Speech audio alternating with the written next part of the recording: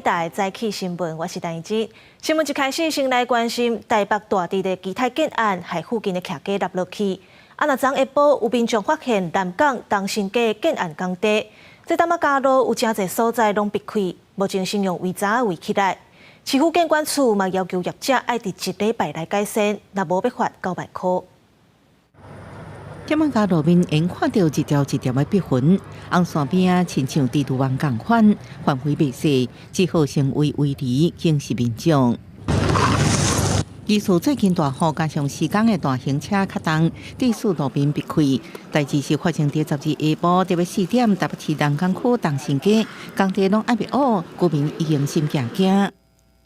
还没拆的时候就都蛮平的，对，但我不知道它这个下线是这么正常啊。这样都没办法住，每天要提心吊胆，有妥善的做好，不要一动工，我怕一挖下去的时候，我们家就下线。台北市建管处评估地面无明显落差，工地整地当中也还未乌，无安全顾虑。不过根据了解，去年就因为共同壁无处理好，造成附近住户零损。迄时阵个经过两工会鉴定，无问题才开始动工。新美口即摆要起15楼悬下骹3层楼的主体，只是伫进行事前作业，路面道比30公尺。建地的周围出现了倾斜，然后凹陷跟龟裂延伸的状况。目前这个有没有发生零损的状况？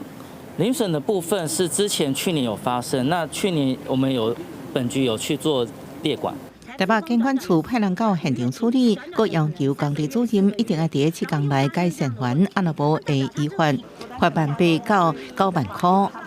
要求建管处明天一大早，从大直工地也调一两个技师过来协助。